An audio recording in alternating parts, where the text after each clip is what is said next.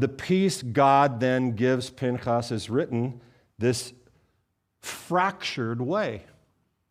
It's kind of like a broken kind of peace. Why? Because it was bought with blood, with murder. And so the text answers our question, was this righteous? Yes. And it also, we look at that word, and the name of the reward, this covenant of peace, carries its own little visible wound, okay, in the broken Vav. So who was Pinchas? Pinchas was a zealot. You know this word. The Hebrew is kana, the same root as the jealous or zealous God that we find in the second commandment. So Pinchas had the zeal of God in him. Here's what Rabbi Sachs notes about this. What is great about the zealot is also incredibly dangerous about the zealot.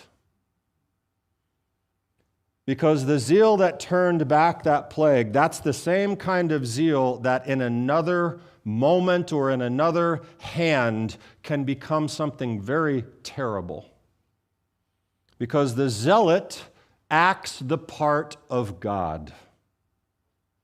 The zealot looks at a situation and he decides, or she decides in this instant, I know what this requires, what God would do. I'm the arm of judgment here. The verdict is here. I'm going to carry this thing out. And sometimes, but rarely, it's right.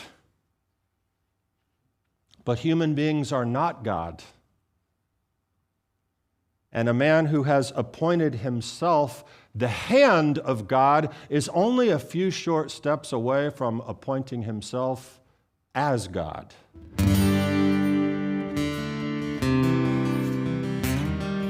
It's an interesting time in the Torah and in many other places too. Pinchas. What is Pinchas in English? Phineas. Phineas. Pinchas, this is our Torah portion. It's also a man who held a spear in his hand, drove it through two people in the middle of an act.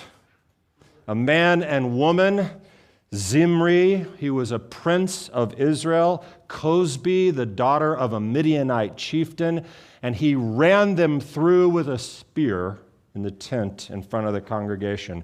And Israel was standing at the door of the tent of meeting, crying and weeping. A plague was burning through the whole camp, as David Higginbotham so eloquently puts it, as Pinchas was making a human shish kebab. The plague stopped, though. 24,000 had died. The plague stopped. God rewarded Pinchas. And that's where this week's Torah portion opens. Not with that act, that was last week. That closed out last week's reading. This week opens with God's response to Pinchas' act. And you know what that response is? A blessing.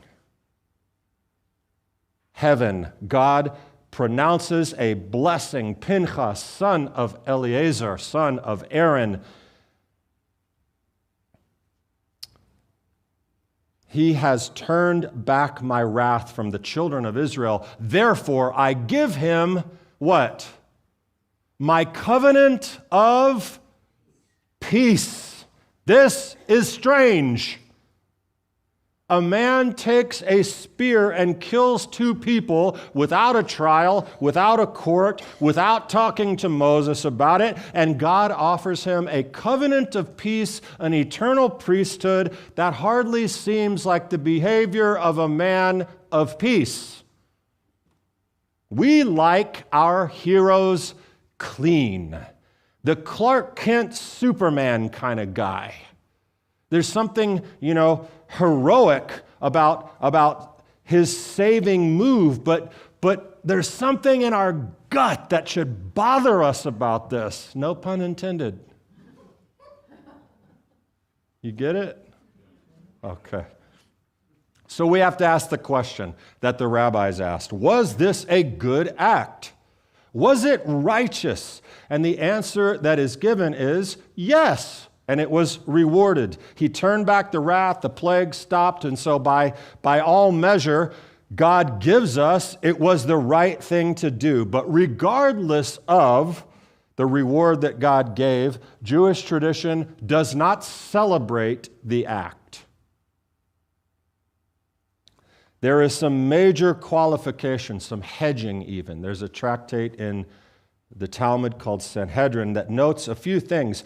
If Zimri had turned in that moment and killed Pinchas first, he's totally innocent. Self-defense. If Pinchas had struck even a moment before or after the act of the sin, he would have been guilty of murder. And then there's this last one. Had Pinchas gone to the Beit Din, to the court, and asked permission and said, am I permitted to do this thing I'm about to do? The court would have told him, no. So the law permits the act, but then significantly hedges on it. Pinchas is allowed to do the thing that no one is allowed to tell him to do. That tradition lets him act, but in the same kind of breath, it's limiting this activity. Now, we can just gloss over that. I'm sure that most people do, and just discount it as another weird thing that happens in the Torah. And it is. It's one of the strangest places in the Torah, actually. The deed is rewarded, but then it's qualified to prevent repetition. But then there's this word, the covenant of shalom. You can put this up, Darren. Let me show you what the Torah scroll does to represent this strange idea of Pinchas shish kebab resulting in the covenant of peace. This is the way that the Torah writes shalom in this section of Torah. Briti shalom, my covenant of peace. That is how shalom normally looks. The third letter is the Vav. In this Pinchas, what do we have? A broken Vav. Has anyone ever noticed that before? Well, it's been there for a long time. As a matter of fact, it will always be there because it's not ever to be changed. It's written this way. Now, the peace God then gives Pinchas is written this fractured way.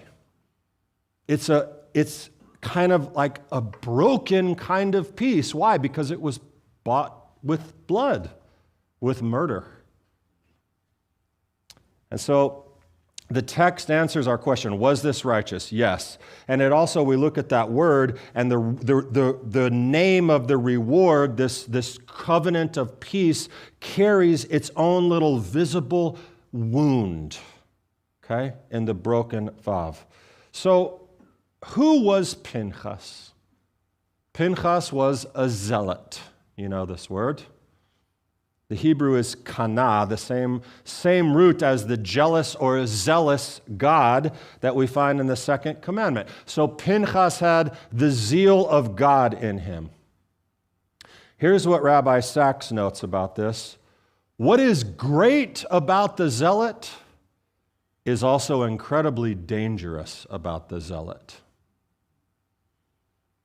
Because the zeal that turned back that plague, that's the same kind of zeal that in another moment or in another hand can become something very terrible.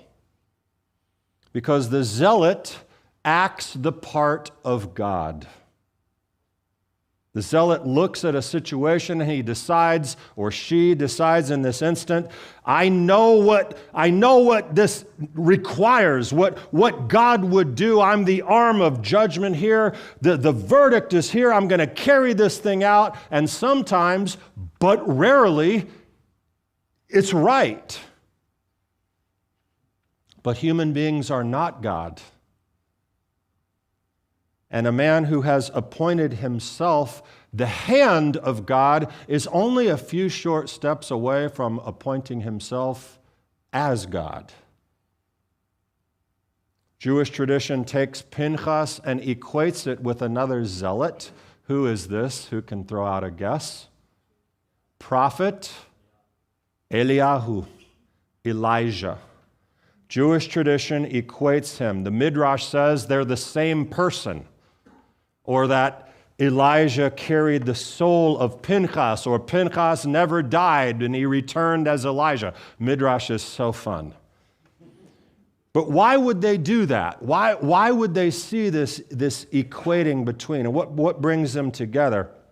Well, Elijah at his most famous moment was also a zealot. He was a zealot. We meet him on Mount Carmel. He's got this whole thing going with the prophets of Baal. You know the story, Baal. The fire falls. God answers him just the way that Pinchas got an answer. The zeal works. The prophets are exposed. All the water's licked up by the flames. A bunch of people die. And after that fire, well, Elijah, of course, man, what a triumphant moment if you're Elijah, to be a part of that, to have been the one who called it down and it happens. What a moment. Very quickly, he's off and running. He's now afraid. This is always such a trippy section. Like top of the mountain, running from Jezebel. That's another message. We're going to figure something out about that one day to say. But after he runs to the wilderness, and he's like to the maximum now, from top of the mountain to under the tree. I just want to die. That's strange, but that's not what we're talking about. God asks him a question at the top of the mountain. He says, "What are you doing here, Elijah?" And he gives the answer. What is his answer? "I have been very blank for the Lord. Zealous. I've been very zealous for the Lord. I'm alone. I'm left, and they seek my life." So God says, "Stand there, Elijah. Watch this." Actually, listen to this, Elijah. He comes in the great wind. It tears the rocks apart. He's not there. God's not in that wind. He comes in the shaking earthquake. He's not there. The fire comes. God's not in the fire. And then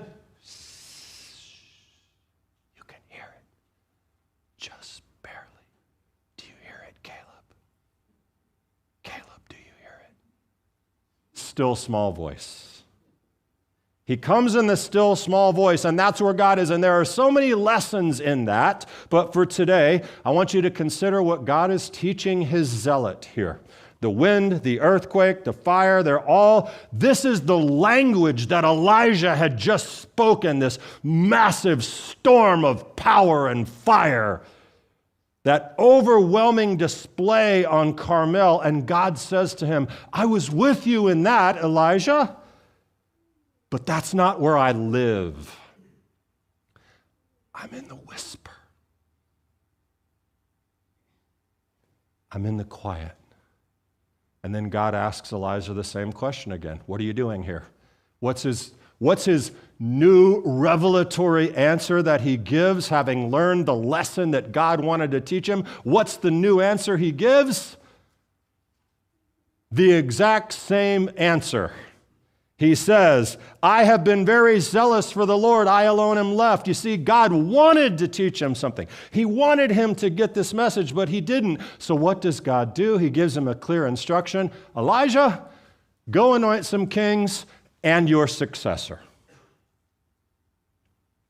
And what God is saying underneath those words is, Elijah, once is enough. The zeal had its hour. Let's appoint another man for the next hour.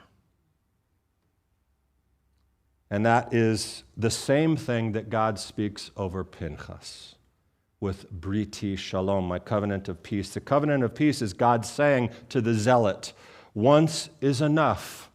From here you are not the man of the spear. Here you are the man of peace. And as far as we know, Pinchas gets it. You can read this in Joshua 21 and 22. We see Pinchas show up again. What's he doing? Now he's resolving a conflict. There's a fight between Israel, the children of Israel, and the half tribe, and I'm not going to get into it. You can read Joshua 22. But Pinchas goes in and settles the dilemma without anyone dying. Pinchas goes in and saves the day. It's the covenant of peace now working itself out in Pinchas' life. And you imagine that's like the break in the Vav is coming back together. Let me note an observation about this, because I've lived in the religious world a long, long time. Many years. There's a strange tendency among religious people to look at the zealot and say, now there's a guy who gets it. There, look at that guy. Look at that passion. Look at that fire. Look at that faith. People are drawn to the zealot. Strangely, we admire the spear. We want to be the one who calls down the fire. And passion has value. I'm not diminishing that. There's a reason that God chose Pinchas and not someone else. Not a more careful, deliberate thinking man. Pinchas went in and did the thing. There's something. There's holy fire, and we shouldn't be lukewarm. But listen, zeal can curdle into anger. Violence, zeal that becomes this rash kind of self-appointed importance and acts. Islam demonstrates this over and over and over again. The fire was real on Mount Carmel, but that's just not the way God works a lot of the time. History has shown that. So let's come back to our portion, because the Torah has a second hidden zealot waiting for us toward the end in Parsha Pinchas. It's a man we love. Who do we meet at the end of this portion? Moshe shows up again. Moses, at the end, God tells Moses, climb the mountain of Abarim, look out over the land, and God says, you're going to see it, but you're not going in. So mean. So mean. Moses is going to die outside the land, and there's a mountain of midrash about Moses. There's the thing here with the daughters of Zelophehad where they go and they say, no, we deserve land. And God says, Moses, the women are right. Big surprise, Moses, get used to it. The women are right. And Moses says, wait a minute. This is all midrash as well. Maybe if he's kind of changing his mind on that, he'll change his mind on whether I can go into the land. And so Moses makes an appeal again, and God says, no. You're not. You're not going in. What kept him out of the land? 2 strikes, and you're out. Not baseball. The rock, they came to him, they're complaining. Moses, get man. That's my, you know how Charlie Brown had the teacher? Wah, wah, wah, wah, wah. That, man. That's my imitation of Israel grumbling. For future reference in all messages, when you hear me do that, that's what that means. So they go to Moses. And what happens? Moses gets mad, right? 40 years of complaining. I just can't handle it.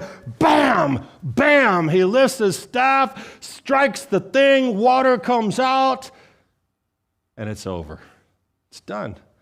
Maimonides names that sin very clearly. He says it was anger. It was the word rebels. Moses is insulting God's people. They're supposed to see God in Moses, and instead they see anger, and that's not the way God wants to be represented. So you're done. Moses was a righteous zealot for 40 years. He put up with more mishigas, craziness, than anyone, I think, could stand with Pharaoh and the golden calf and Korach. And again, he shielded the people and was incredibly zealous. And there's one time that fire turned into kind of rage against the people. It cost him everything. One slip after a lifetime of faithful zeal. But is that actually true? We must ask. I thought about this. You remember a young Moses in Egypt, right? He committed a zealous act there too. What was it? Yeah, a zealous act of protection. He killed the Egyptian taskmaster. And this whole idea we're talking about made me think, like Pinchas, God rewarded Moses. You know, in spite of a murder committed in the moment, he sought him out at the burning bush. He became the leader of Israel, the savior of Israel in many ways. But I wonder, though, was there a conversation we don't know about, my own midrash, between God and Moses that simply said, Moses, you are zealous for me. I have chosen you. I will go with you. But I know about the guy in Egypt. And I understand what happened there. But as the leader of millions, there is no place for that kind of zeal to show up again. You are held to a standard above standards.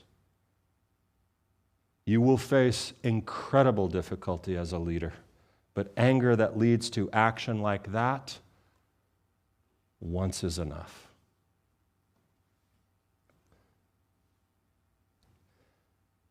And so even though striking a rock is a long way from murder,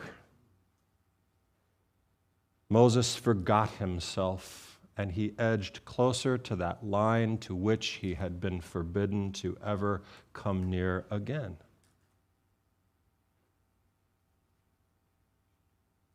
It's a thought.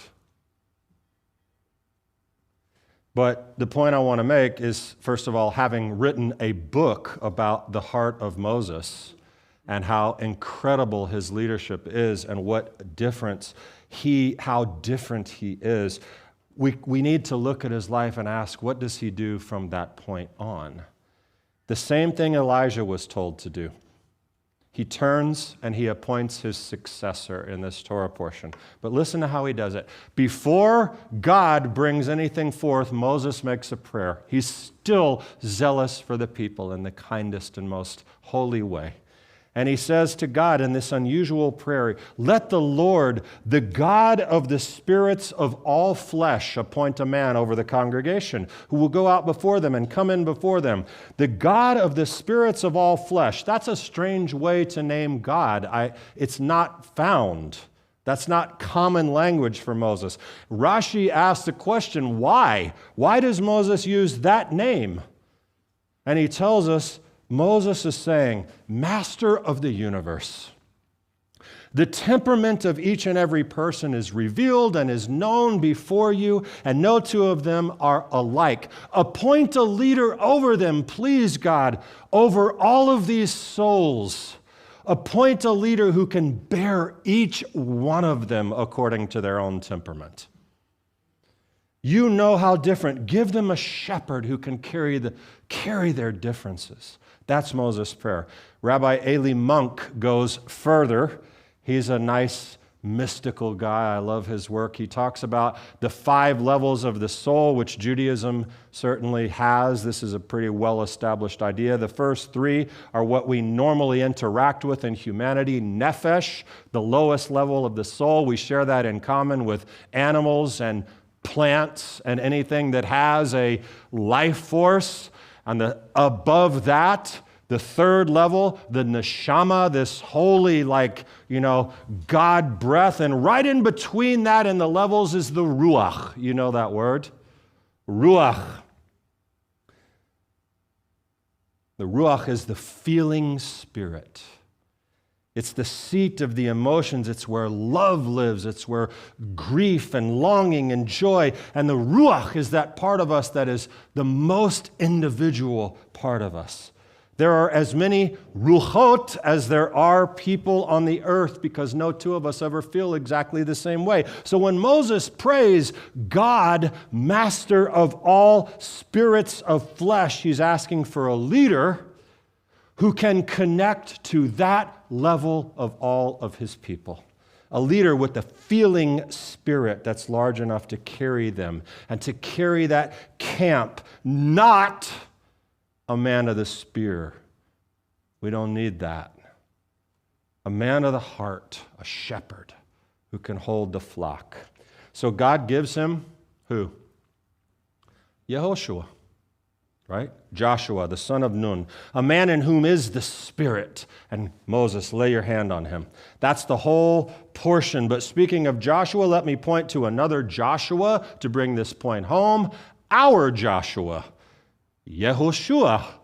Yeshua. Was there a moment when he took up the whip and turned over the tables and caused a ruckus in the temple? There was. The zeal of God's house consumed him. And the moment was very, very real. But was that his common way? Of course it wasn't. He lived seated among the people, sitting on the side of a mountain, teaching, "Blessed are the merciful, blessed are the peacemakers, for they shall be called the children of God." He wept, he healed, he carried the temperament of people. He met with that Ruach spirit that they had. The leper, the tax collector, the bleeding woman, the centurion, the thief on the cross, all of it. A man of Ruach, completely filled with the Spirit. That was our Yehoshua. So Pirkei Avot tells us, be like the disciples of Aaron. What are the disciples of Aaron like? To love peace and pursue peace. Paul says in Romans 12, as far as it depends on you, live at peace with everyone. As far as it depends on me, live at peace with everyone. There are these moments, my friends, when the spear must be lifted and jabbed. There are moments when the fire falls. We saw Pinchas, we see Elijah. They came for Yeshua in the temple courts, but those moments really are pretty rare. And the Jewish tradition even fences those things off in some way. So most of the time, I would say, reaching for the spear is a mistake. Rabbi Sachs again said it quite plainly. He writes, rare are the circumstances in which an act of zealotry like Pinchas is justified. And if anyone ever comes and asks whether he may do the same, the answer must always be no. So, my outfit. I'm zealous for the 4th of July. No. Today is the 4th of July. Our nation, 250 years old. That's a very short life for a country, but really, it's pretty long. We look at all the things that we've been through, and it's absolutely this. I know we have a worldwide group with us, and I know that you love your country. But this really is the best country in the world. It really is amazing. And we have people who have fought and died and sacrificed and continue to serve to give us this incredible place. But those 250 years were not peace all the time. We've had seasons of strife. We had our deep divisions. The worst of them, of course, is when we almost eradicated this land under 100 years after its formation, with the war between the states, brother against brother, blood all over the ground, even surrounding us here in Macon, Georgia. We know what the spear does when we turn it on each other. And I, again, will say, peace does not mean looking away. There is wrong in the world and in this country, and we're meant to confront these things, and injustice and cruelty and oppression, all of these things. People who tolerate evil for the sake of just getting along are not peacemakers. They're weak. But that's not what I'm asking for, because we will face wrong. I'm not going flaky on you. I'm not Pollyanna. Evil is real.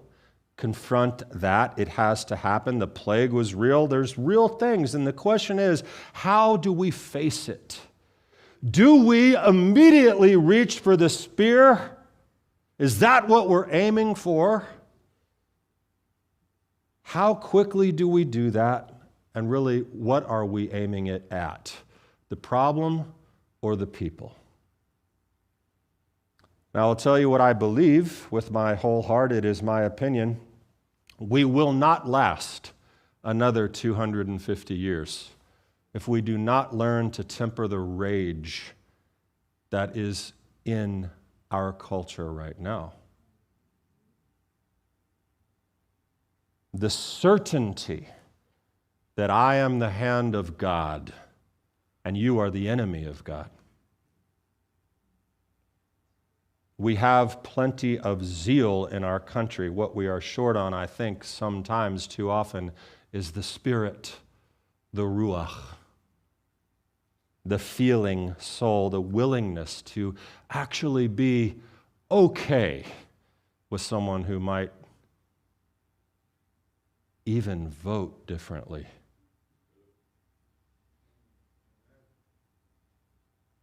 That's a hard task. But we are filled with the Spirit by the one who demonstrated it. That's our gift. That's our seal. That's the sign that we are disciples of Yeshua. So this is my prayer for us today, for this congregation, for our country, for the whole world. Never that we would have less passion, that we would have it for the right things.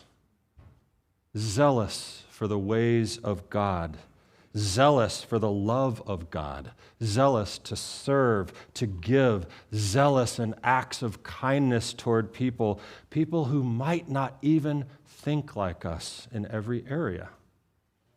And again, there are zealots, dangerous zealots on both sides. And you know what? You're never going to get to them. You're never going to get to them.